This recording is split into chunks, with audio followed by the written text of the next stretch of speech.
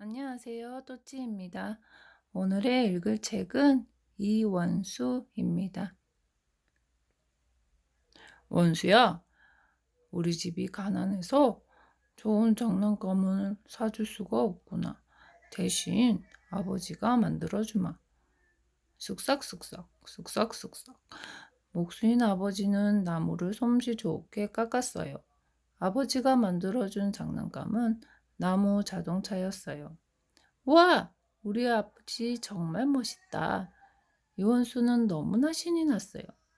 원수야, 그렇게도 좋으냐? 네, 너무 좋아요. 우리 집은 부자예요. 자동차도 있으니까요. 이원수는 넓은 마당을 뛰어다니며 장난감 자동차를 가지고 놀았어요. 이렇게 이원수는 부모님의 따뜻한 사랑을 받으며 밝고 건강하게 자랄 수 있었어요. 이원수의 집은 매우 가난했어요. 집세를 내지 못해 이사를 가는 일이 한두 번이 아니었지요. 미안하구나. 또 이사를 가게 되어서. 하지만 가족들은 아버지를 원망하지 않았어요. 새로 이사간 집에 도착하자 가족들은 힘을 내어 함께 짐을 옮겼어요. 가난해서 짐은 얼마 되지 않았지요. 에이, 전에 살던 집보다 더 작잖아요. 이원수는 짐을 옮기다 말고 토달거렸어요. 하지만 아버지는 아무 말 없이 이원수의 어깨를 툭툭 두드려 주었어요. 죄송해요. 제가 아버지의 마음을 아프게 해드렸어요. 아버지는 이원수를 꼭 안아주었어요. 그러던 어느 날 가족들을 돌보아주던 아버지가 병이나 자리에 눕고 말았어요. 가족들은 빨리 낫기를 바랐지만 아버지는 끝내 돌아가시고 말았어요. 이원수는 아버지의 무덤 앞에서 엉엉 울었어요. 원수야, 그만 슬퍼하거라. 아버지는 하늘나라에서 널 언제까지나 지켜보실 거야. 어머니가 등을 쓰다듬으며 이원수를 달래주었어요. 그래, 내가 계속 울기만 하면 어머니도 하늘나라에 계신 아버지도 더 마음 아파하실 거야. 이원수는 슬픔을 꼭 참기로 결심했어요.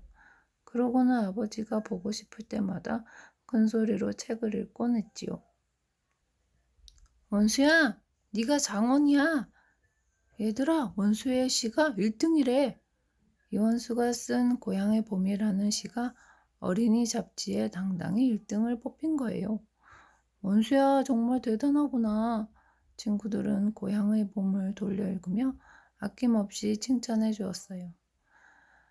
나의 살던 고향은 꽃피는 산골, 복숭아꽃, 살구꽃, 아기 진달래, 울긋불긋 꽃대골 차린 동네, 그 속에 놀던 때가 그립습니다. 꽃동네 새동네 나의 옛고향, 바람들 남쪽에서 바람이 불면 냇가에 수양버들 춤추는 동네, 그 속에서 놀던 때가 그립습니다. 우리 글도 한번 보내볼까?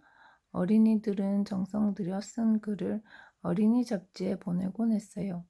글이 실리면 메달을 받을 수 있었거든요.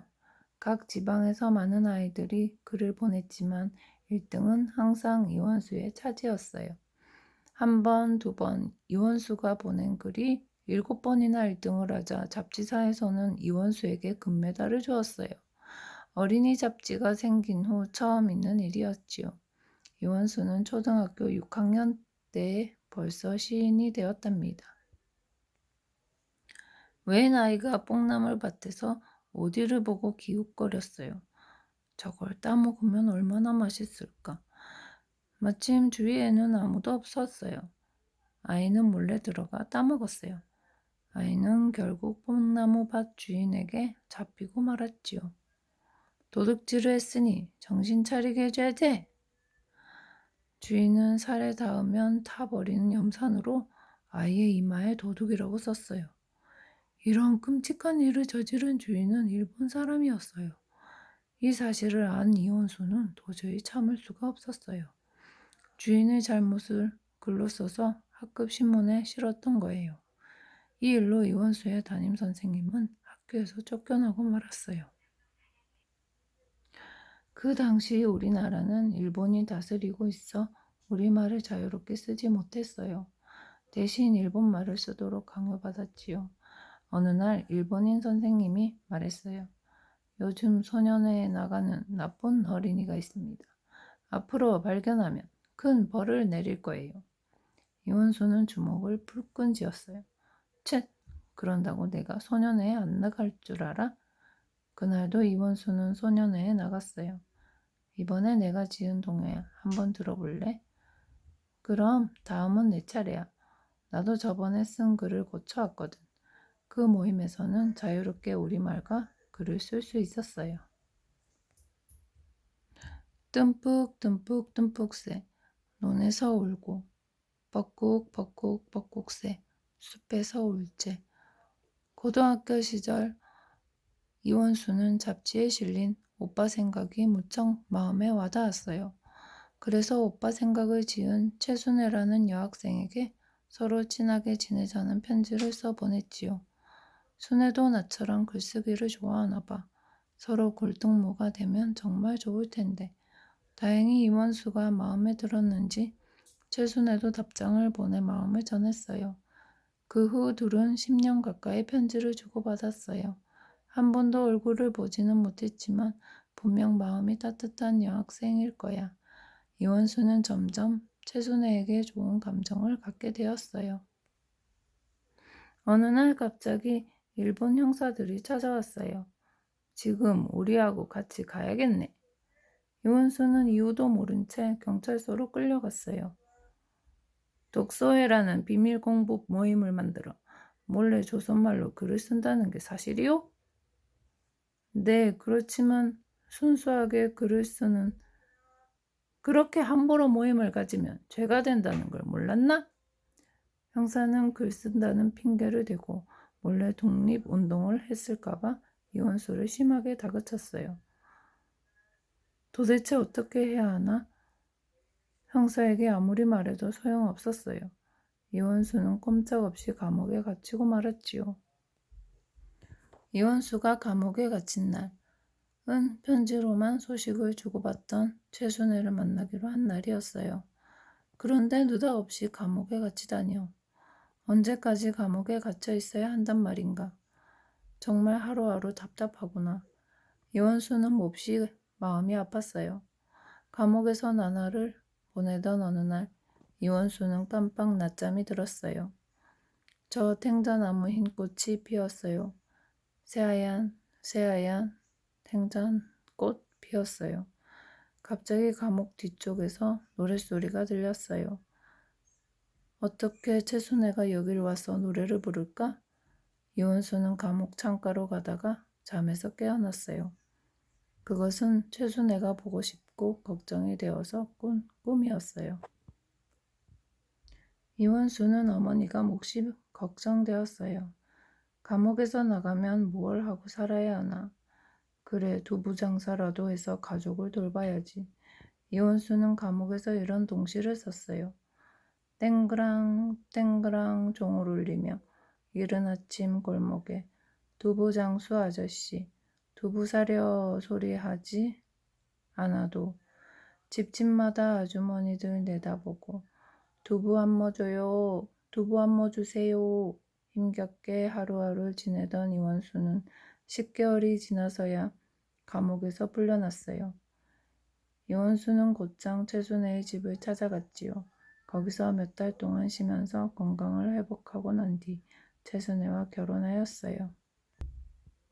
이원수는 아이들을 위해 동화와 동시 쓰는 일을 쉬지 않고 계속했어요. 마침내 일본에 빼앗겼던 나라를 되찾았어요. 이원수는 나라는 되찾았지만 여전히 일본 사람에게 굽실거리는 파렴치한 사람들을 보고 이래서는 안 되겠다는 생각이 들어 숲속 나라라는 동화를 썼답니다. 이원수는 이 동화를 통해 이런 이야기를 전하고 싶었어요. 지금 어른들의 모습은 엉터리예요. 자기보다 힘센 사람에게는 굽실거리지요. 그러니 제발 우리 어린이들은 엉터리 어른들을 닮지 말고 서로 아끼고 열심히 일하며 사는 꿈의 나라를 만들어 보세요. 이원수가 들려주는 이야기들은 어린이들에게 따뜻한 감동을 전해주었어요. 얼마 지나지 않아 6.25 전쟁이 일어났어요. 도대체 내 아이들이 어디로 간 걸까? 이원수 부부는 슬프게도 전쟁 중에 아이들을 잃어버린 거예요.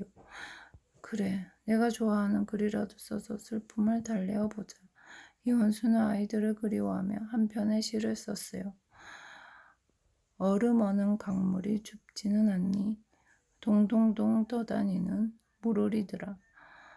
얼음장 위에서도 맨발로 노는 아장아장 물오리 귀여운 새야. 나도 이젠 찬바람 무섭지 않다. 오리들아 이 강에서 같이 살자. 이원수는 수많은 동요와 동시 그리고 동화를 세상에 내놓았어요.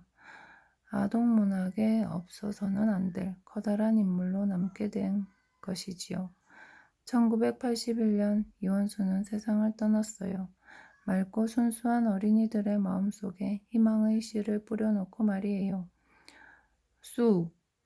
가만히 귀 기울여 보세요. 이원수의 동요를 부를 때마다 마음 한 모퉁이에서 자라고 있는 푸른 나무들의 소리가 들릴 테니까요.